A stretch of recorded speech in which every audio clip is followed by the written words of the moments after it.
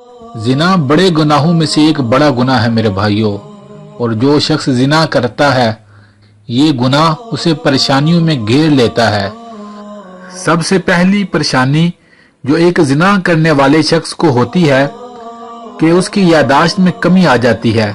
बात बात पे वो चीजों को भूलेगा, भुलक्कड़ सा बनकर रह जाएगा, बातें भूलना उसके लिए आम सा हो जाएगा। अगली परेशानी जो जिना की वजह से उस इंसान पर आती है, उसके दीन में कमी आ जाती है। नेक अमाल की तौफीक उस शख्स से छीन ली जाती है। नमाज जैसी अजीम इबादत न पढ़ने पर उसे कोई रंज और गम न होगा, न कुरान की तिलावत न जिक्र, नेकी की तौफीक उस शख्स से छीन ली जाती है। ये उस गुनाह की वजह से है मेरे भाइयों, जो गुनाह वो करता है। अगली परेशानी जो जिना करने वाले शख्स पर आती है कि उसकी रिज़्क में बेबरकती आ जाती है। अगर लाखों रुपया भी कमा रहा है पर उसमें बरकत ना होगी। लाखों रुपया कमाने के बावजूद भी वो कहेगा पता नहीं पैसे कहाँ जा रहे हैं, क्या मामला हो रहा है। ये सारी बेबरकती की वजह से होता है। चेहरे से सुकून उड़ जाता है, सुकून की नींद उस शख्स को नसीब नहीं होती। गुनाह की वजह से उसके चेहरे पर नहुसत भी आ जाती है। करीमी और फिशल वो मर्द और औरतें जो जिना करते हैं, करीमी और फिशल उस नहुसत को छुपा नहीं सकती।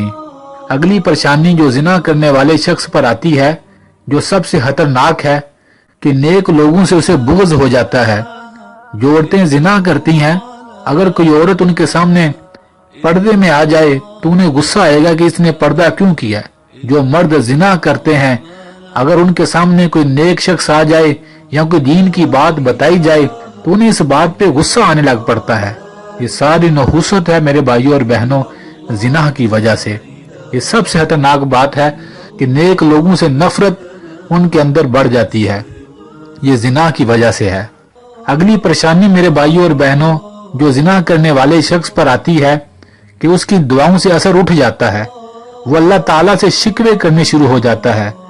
बात बात पर कहेगा मैंने ये दुआ मांगी थी, कबूल नहीं हुई, मैंने ये वजीफा किया था, पूरा नहीं हुआ। वो अपने गुनाहों को नहीं देखेगा पर अल्लाह ताला से बात बात पर लोगों के सामने रब्बुल आलमीन के शिकवे करेगा। ये भी इस गुनाह की नहुसत की वजह से है। अल्लाह न करे अगर कोई शख्स जिना करते करते उसी हाल में दुनिया से चला गया तो मेरे नबी सल्लल्लाहु अलैहि वसल्लम ने फरमाया, लोगों उस शख्स की पेशानी पर लिख दिया जाता है कि ये अल्लाह की रहमत से दूर और दोज़ख के करीब है।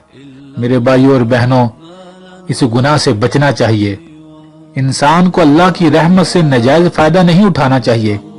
अल्लाह न करे इंसान इतना सोच ले, अगर ऐन उस गुनाह के वक़्त, उस गुनाह की हालत में अगर इंसान पर फालज का अटैक आ जाए तो इंसान तो एक कदम उठकर चल भी नहीं सकेगा।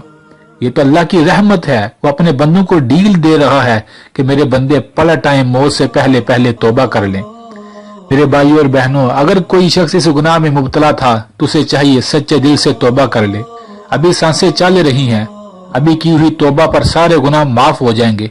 अल्लाह ना करे तौबा का मौका ना मिला, अगर वो लेट करते करते कब्र में जा लेटा तो उस शख्स को सोचना चाहिए फिर उसका क्या बनेगा। तौबा बड़ी आसान है मेरे भाइयों और बहनों। बस इंसान पक्की नियत कर ले कि आइंदा के बाद इस गुनाह को मैं कभी नहीं करूंगा।